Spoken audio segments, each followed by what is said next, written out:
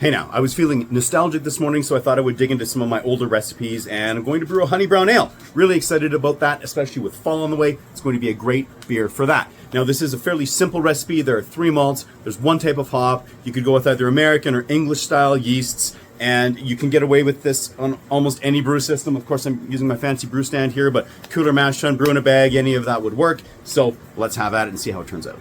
Now in the grist here, I'm starting off with the base of Rahr 2-row malt. You could use any clean North American 2-row malt. You could also go with an English pale ale malt. I think would be delicious in this beer. That is 87% of my actual grist. And then taking a look at the character malts, I've got some Gambrinus honey malt, which I'm going with 10% on that, which should be enough to give it a bit of honey flavor and character, which I like in a honey brown ale, but not so much that it should be overly sweet or cloying.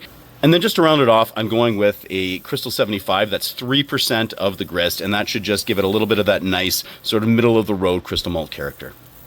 So I'm going to blast this off through my Monster Mill 3mm Pro.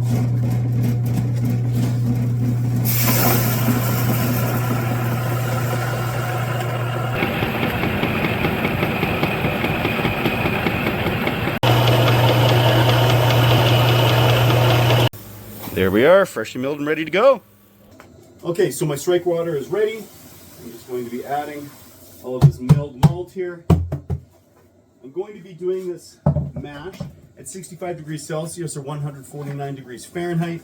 I'm doing that on the lower end there of typical mash temperatures just because with the honey malt and that crystal malt in there, I don't want to risk this coming out a little bit too sweet in the finished product.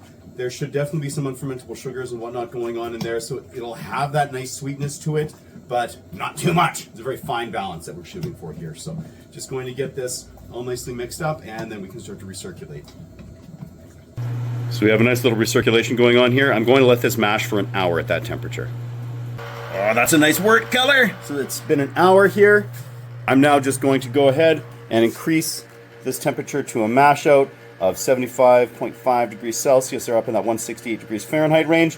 Once it hits that, I'll hold it there for about 15 minutes. That'll just make the fly sparging easier.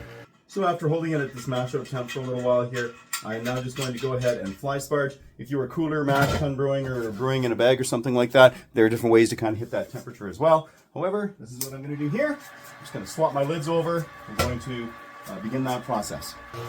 I'm just starting to run off that wort. It's a nice, lovely color there. Well, that's enough wort in this boil kettle to get this fired up. And woo, flame on! Now I've got 70 grams of Fuggle, and that's at a 4.4% alpha acidity. This is going to be basically all of the bitterness for this beer. I'm adding it here. This is not quite at a boil yet. I'm adding it sort of as like a first wort hop here, which will give us almost that 18 to 19 IBUs here in the bitterness that we want for this beer, but there might also be just a little bit of that hop flavor that translates through in the finished product with that little bit of spiciness and sort of just really pleasant hop flavor that Fuggle offers. I think that'd be delightful in this beer. And we've hit a boil. We're going for a 60-minute boil on this beer. That's really all we need for it, and there's not much to do until almost the very end. So we just hit the end of that 1 hour boil. I'm adding the finishing hops here. We've got 28 grams. This is, again, that Fuggle. And this is a 10-gallon batch, so really that's that ½ ounce per carboy. Now I'm just going to give this a really quick whirlpool here for about 30 seconds or so, and then let it sit for around 15 or 20 minutes, and then we'll be ready to run off into the carboys. After that whirlpool and letting it rest here, I'm now just running off into these 2 carboys. Just going through my Blickman Therminator plate chiller here. The original gravity on this honey brown ale is coming in at 1.045 specific gravity. That's fantastic. Now, given the relatively low original gravity of this beer and the fact that I've got that dry yeast pack, which I'm currently rehydrating, I don't need to bother really oxygenating this wort so much, but I am going to aerate it here for a minute just by really agitating like this. Plus, when I did actually transfer into here, I had that runoff hose probably about here, so it was aerating quite a bit as it was filling up the carboy, at least for the first half. So approximately 1 minute of this per carboy will be good. I'm gonna let the foam die down as that yeast hydrates. I'm already at my pitching temperature of 67 degrees Fahrenheit, so I'll be ready as soon as that yeast is.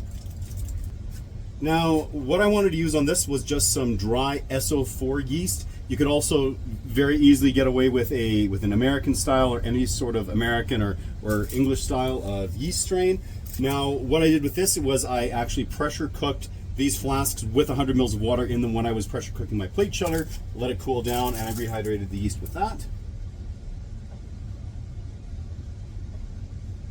Now we're all ready to go. I've got my carboy hood on here. I've got blow-off tubes going off into this bucket of water. My old Ranco temperature controller is set at 67 degrees Fahrenheit, and now we're just going to wait for fermentation to kick off. Next morning we have just the very first signs of fermentation kicking off here.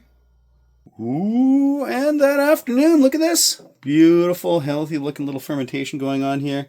Nice bubbles going off there in the blow-off bucket. Reading below the meniscus, our forced attenuation test on this honey brown comes in at 1011. And on this honey brown, the finishing gravity comes in at 1012.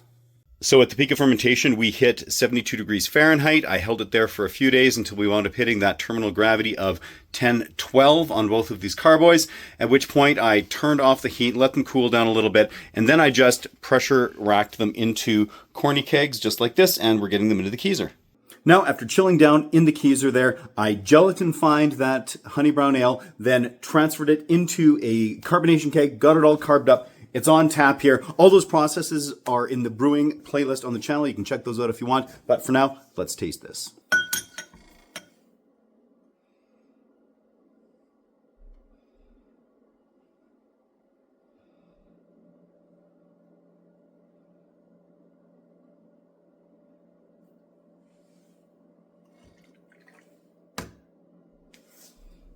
Ooh, look at that color. This is a really pretty beer. Very excited about this. Right in the door. A lot of that honey malt is coming through here, but it is not coming across as sweet.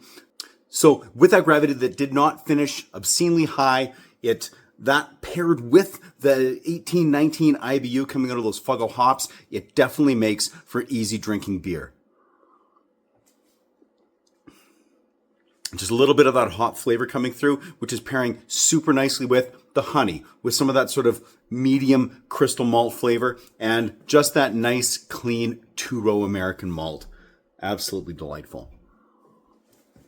This beer is excellent for food pairing. Right now, I'm thinking burgers, steaks, stews, almost, I don't know, anything. I'm thinking a lot of beef right now, but this is delightful. And just on its own, it's great. Again, that really nice balance between the sweetness and those malts, as well as the hops and that bitterness, makes for a really flavorful yet very drinkable beer. So yeah, if you like, give it a whirl. Awesome for the fall, the winter, the spring, and the summer, anytime. And if you try it, let me know. And until next time, keep it at 11.